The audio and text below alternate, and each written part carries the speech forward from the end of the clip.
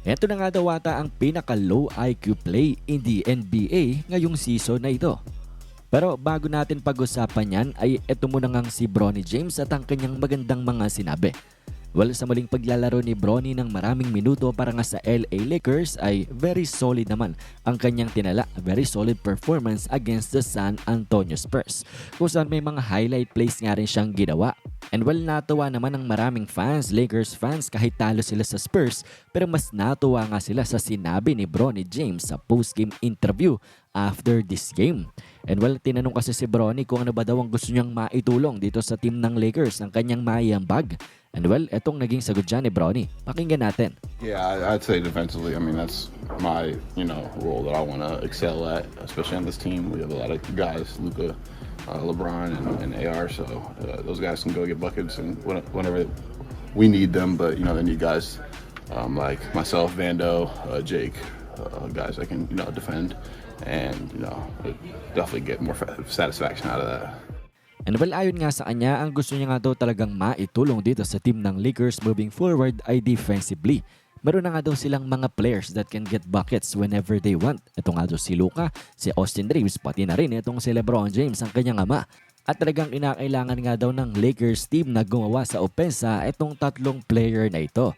Pero sila nga daw, siya, itong si Vando, sina Jake LaRavia, sila Marcus Smart ay kinakailangan naman daw na tumulong pagdating sa depensa. At ayon na nga mismo dito kay Bronny James na mas nasa-satisfy nga daw siya, mas natutuwa siya kapag nga daw nakakagawa siya ng defensive play instead ng play sa opensa. At yan nga ang napakaganda nga daw na mindset na ito ni Bronny James, and definitely he knows his role within this team, at yun nga ay pagdating sa depensa. Kaso ang problema lang ay walang minutong nakukuha na consistent etong si Bronny James. Mukhang kinakailangan niya pang improve kay Coach JJ Redick ang kanyang worth para nga siya'y makapasok dito sa Lakers rotation. Anyways, ngayon ay atin na ngang pag-usapan ang pinaka-low IQ play nga daw na ating makikita ngayong NBA season.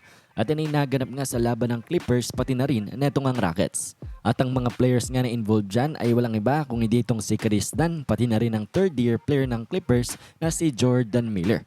And well, patapos na kasi ang third quarter nga dito kung saan ilang segundo na lang ang natitira. Kaya naman tinuro ni Chris Dunn dito nga kay Jordan Miller na pagulungin niya daw ang bola dito.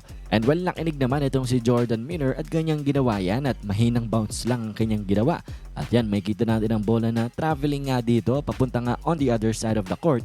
Pero itong si Chris Dunn, ano bang ginagawa niya dito? Turo nga ng turo dito sa bola na parang pinapa-pick up niya nga dito kay Jordan Miller. At siguro nalito ang third year player ng LA Clippers nang dahil tinuturo sa kanya ni Chris Dunn na kuhanin yung bola samantalang siya ang nag-inbounds pass nito. And well, mukha ngang nawala na sa sarili itong si Miller kung saan pinick up niya nga ito. And well, nakaabang na dyan ang mga referee at tinawagan nga siya.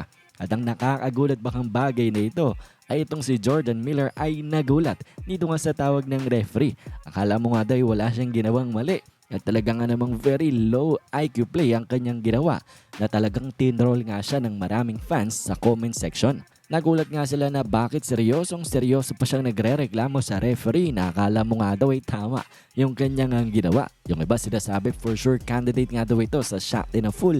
Yung iba naman ay sinisisi itong si Chris Dunn nang dahil siya daw kasi ang may pakana bakit hindi niya pinik up ang bola at dire-diretso nga siya on the other side of the court. Pero anyways, for sure candidate nga ito sa pinaka-low IQ play in the NBA ngayong season. Ano bang masasabi nyo dito? Komento nyo lamang yan.